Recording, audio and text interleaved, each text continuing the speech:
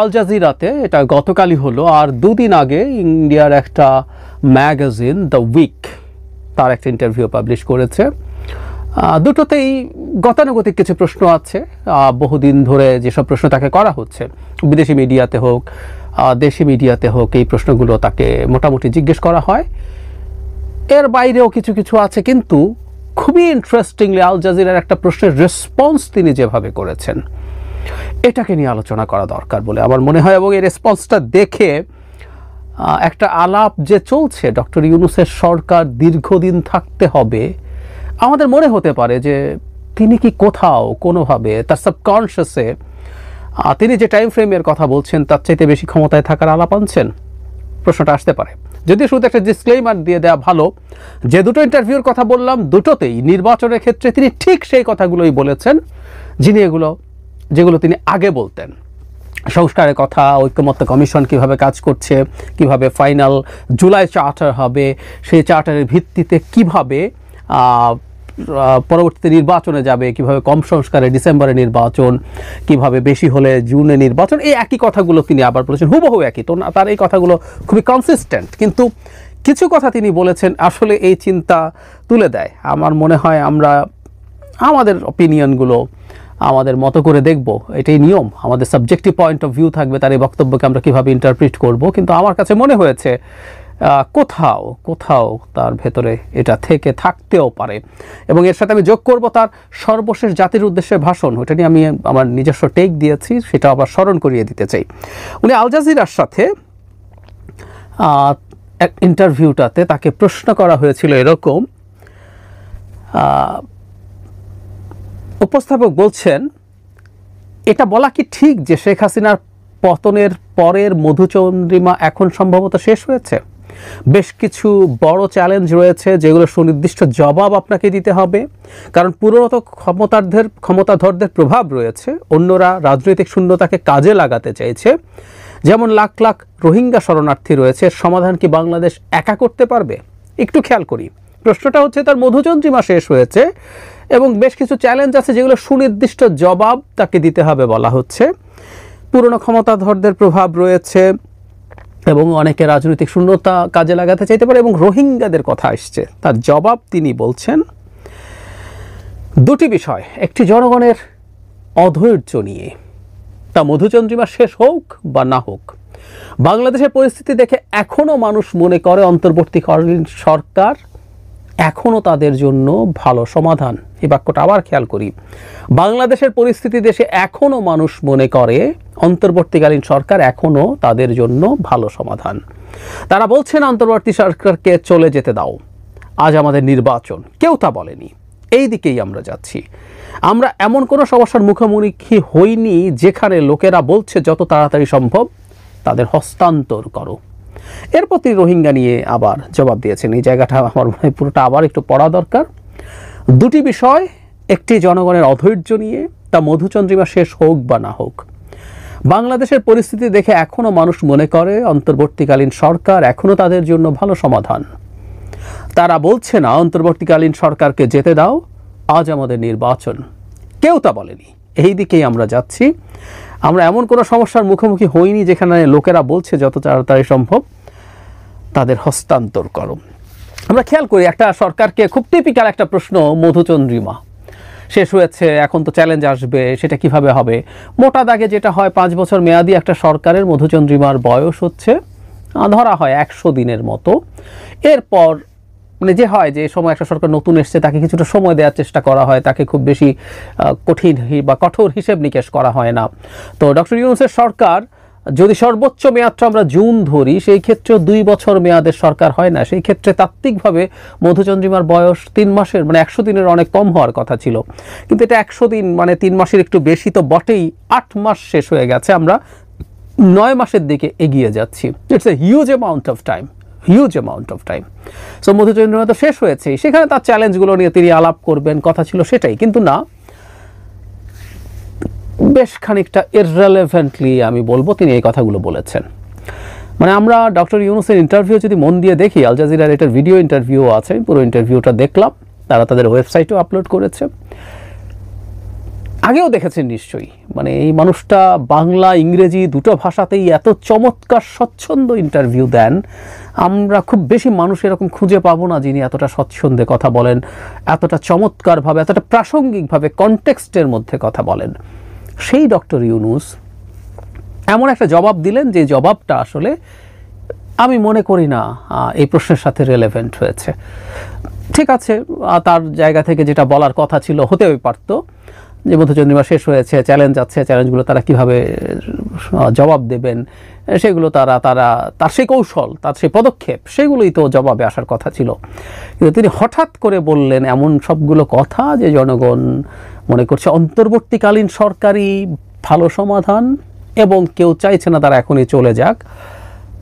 কেউ এখনই চলে যাক সেটা নিশ্চয়ই চাইছে না, কিন্তু এই যে সরকারের প্রতি জনগণের সমর্থন আছে, যেমন এই জায়গাটা বলি, আজ আমাদের নির্বাচন, কেউ তা বলেনি, এভাবে উনি বলছেন।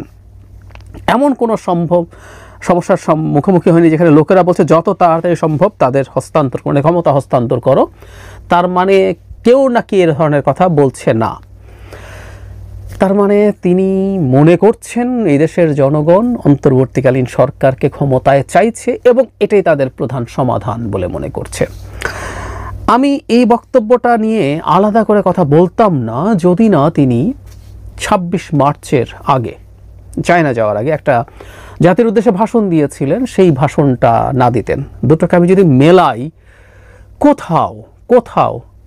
কোথাও এইরকম একটা চিন্তা তার ভেতরেও আছে বলে মনে হতে পারে। অনেক সময় এটা হয় যে আমরা নিজের সাবকনশাসও নিজে বুঝি না, তার সাবকনশাস এটা থেকে থাকতে পারে। আমি ওই ভাষণটা একটু ফিরে যাই। অনেকে খুব মাইন্ড করেছিলেন, সেখানে আমি যেভাবে লিখেছিলাম হয়তো এটাকে কেউ অফেন্সিভ বলতেও পারেন, ভাষাটাকে কেউ অফেন্সিভ মনে হতে পারে। আমি বলেছিলাম যে তার ভাষণের যে কন্টেন্ট ছিল, সেই কন্টেন্টটা অনেক ক্ষেত্রে শেখ হাসিনা যেভাবে ভাষণ দেন সেরকম ছিল। এর মানে এই না তিনি শেখ হাসিনার মতো করে কথা বলেছেন, সরি, এটা মনে করা ভুল হয়েছে আপনাদের। কন্টেন্টের প্যাটার্নের কথা বলছি। ডক্টর ইউনূস কোথায় আর শেখ হাসিনা কোথায়? শেখ হাসিনার মতো অসভ্য ইতর হওয়া, আমাদের ডক্টর ইউনূস তো দূরেই থাকুক, অতি সজ্জন, অতি ভদ্রলোক মানুষ, তার মতো আমাদের আশপাশেও খুব অল্প কিছু মানুষজনকে সেভাবে খুঁজে পাবো। কিন্তু যে কারণে সেটা বলেছিলাম যে শেখ হাসিনার ভাষণের কন্টেন্টের মতো প্যাটার্ন ছিল। ডক্টর ইউনূস সাফল্যর বিরাট তালিকা দিচ্ছিলেন, তিনি থ্রেটের কথা বলছিলেন, তিনি কী কারণে সমস্যা হচ্ছে, তারপরে তিনি বিগত সরকারের সমালোচনা করছিলেন, থাকবেই সব কিছু, কিন্তু এগুলোই তিনি রিপিটেডলি বলছিলেন এবং অলমোস্ট কোনো সমস্যা বা ব্যর্থতার কথা নেই। এবং শুধু সেটা না, এই স্পিচের আগেই বিবিসি বাংলার সাথে একটা ইন্টারভিউতে আমি অবাক হয়ে দেখলাম, আমরা এটা নিয়ে অনেক আলোচনা করেছি, তাকে অপরাধ বেড়েছে বলার পর তিনি ডিনাই করছিলেন। পরে বিবিসির যিনি অ্যাঙ্কার ছিলেন তিনি ডেটা দিচ্ছিলেন, সেই ডেটার ক্ষেত্রেও আমি দেখলাম উনি একটু ইনটলারেন্ট। ডক্টর ইউনূস অসাধারণ গণতান্ত্রিক মানুষ, অসাধারণ শান্ত মানুষ, কিন্তু উনি একটু ইনটলারেন্স দেখাচ্ছিলেন। শেষ পর্যন্ত যখন ডেটা দেওয়া হলো তারপরও উনি খুব কনভিন্সড ওয়েতে যে কথা বলেছেন তা না। তার মানে যে কথাটা বলতে চাইছি আসলে, তিনি যখন এরকম অ্যাটিটিউড করলেন, পরে তিনি সাফল্যের কথা বারবার সামনে আনলেন। সাফল্য আসলে এইরকম সরকারের খুব বেশি ক্লেম করার দরকার নেই। এই সরকার সাফল্য ক্লেম কেন করবে? তার জায়গা থেকে এত দরকার নেই, আমি এটা বলতে চাইছি। অন্যরা বলুক, অন্যদের যে জায়গা থেকে আসুক, কিভাবে প্রত্যেক ক্ষেত্রে সফল হয়েছে, সেক্টর ধরে ধরে তিনি কথা বলেছেন। মানে আমি তখন বলেছিলাম সাফল্য নিয়ে অনেক বেশি ক্যাম্পেইন করে দুই রকম সরকার। যে সরকার ক্ষমতায় থাকতে চায় আইদার নির্বাচন দিয়ে অথবা নির্বাচন ছাড়া, প্রত্যেকেই সাফল্য নিয়ে কথা বলে। যে সরকার ফেয়ার নির্বাচন দিয়ে ক্ষমতায় থাকতে চায়, আবার সেই সরকার সাফল্যের কথা বলে সেটা দেখিয়ে ভোট চাওয়ার জন্য। আর যে সরকার নির্বাচন দিতে চায় না, হাসিনাও প্রচুর সাফল্যের ক্যাম্পেইন করতেন, বক্তৃতায় বলতেন, কারণ তিনি জনগণকে বলতেন দেখো আমি তোমাকে এত কিছু দিয়েছি, সুতরাং নির্বাচন যেমনই হোক না কেন তুমি মাথা ঘামিও না, তোমার জন্য আমি অনেক কিছু করছি, আমাকে ক্ষমতায় রাখো। দুটোর কোনোটাই এই সরকারের জন্য বিষয় না। এই সরকারের কাজ, তিনি একটা অন্তর্বর্তীকালীন সময়ে এসছেন, কতগুলো জরুরি কাজের এক্সপেকটেশন মানুষ তাদের কাছ থেকে করেছে, এটা একটা তো দুর্দান্ত করেছেন উনি, 100তে 100, আর সব জিরো হলেও কিছু আসে যায় না আমাদের। সেটা হচ্ছে আমাদের যে ঝড়ঝাপটায় আমরা পড়তাম হাসিনা পতনের পর, বিশেষ করে ভারতের দিক থেকে, সেটা ডক্টর ইউনূসের মতো বটগাছ ছিল বলেই সেই কাজটা দুর্দান্তভাবে হয়েছে। তিনি তার এই ইন্টারভিউগুলোতে ভারত বা শেখ হাসিনা ইস্যুতেও কথা বলেছেন, সেগুলো নিয়ে কথা বলবো পরে। এর বাইরে মানুষ চেয়েছে, মানুষ মানে সাধারণ মানুষ সবাই একটা জিনিস চেয়েছে, এটা আমি মানে জোর গলায় বলে দিতে পারি, আমার অনেক যোগাযোগ না থাকলেও সব মানুষের সাথে, সব শ্রেণী পেশার মানুষ আওয়ামী লীগের বিচার চেয়েছে। আওয়ামী লীগের লোকজনের বিভৎস অপরাধে, শুধু শেখ হাসিনার না, আরও অনেকের, খুনের হলে খুনের বিচার, লুটপাট হলে লুটপাটের বিচার, সেই বিচারগুলো চেয়েছে। এগুলো অন্তত প্রসেস সিগনিফিক্যান্টলি ভিজিবলি শুরু হবে। এডুকেটেড একটা কনসাস মিডল ক্লাস গ্রুপ সংস্কার চেয়েছে, আমি জনগণ বলছি না, কিন্তু একটা বিশেষ শ্রেণী সংস্কার চেয়েছে, সেটাও তারা প্রসিড করবেন, ঠিক আছে, সেভাবে চলবে। কিন্তু আরও কে কী চেয়েছে জানি না, আমি একটা জিনিস চেয়েছিলাম যে তারা রুটিন কাজগুলো সুন্দর মতো করে করবে, এবং ওই রুটিন কাজগুলো সুন্দর মতো করার মাধ্যমে তারা কতগুলো বেঞ্চমার্ক তৈরি করবে, যে বেঞ্চমার্কগুলো আমরা পরবর্তী সরকারের সাথে মিলিয়ে নেব, ধরব। এই ছিল আমার জায়গা থেকে এই কয়েকটা কাজ করা। অনেক এখানে এই সফল হয়েছে, ওখানে ওই সফল হয়েছে, এবং সরকারের ভেতরের লোকজনও সরকারকে দুর্দান্ত সফল প্রমাণ করার চেষ্টা, এবং সরকারকে 5 বছর চাইছে এই কথাগুলো বলা, সরকার নির্বাচিত বলা, নানান ঢঙে সরকারের মধ্যে এবং সরকারের সাথে অ্যালাইন্ড লোকজন বলছে। ডক্টর ইউনূসের এই যে ইন্টারভিউতে এই জবাব, এই প্রেক্ষাপটকে বিবেচনায় নিলে ওর সাথে অ্যালাইন করা যায়, দূরতম হলেও করা যায়। আমি বলছি না যে খুব কনফিডেন্টলি আমরা এটা করে ফেলবো, কনফিডেন্টলি বলে ফেলবো, তারপর আমার মনে হয় এটাকে আমরা এভাবে দেখতে পারি। সো ডক্টর ইউনূস, যার বক্তব্যকে সবসময় আমরা মনে করেছি, আর যে যাই বলুক না কেন তিনি তার বক্তব্যে স্টিক করছেন, তিনি এই ইন্টারভিউতেও হুবহু একই বক্তব্য বলেছেন নির্বাচনের ব্যাপারে, বাট স্টিল তার সরকারকে জনগণ সমাধান মনে করছে, তারা চাইছে না তারা এখন যাক। এই বক্তব্যগুলোর মাধ্যমে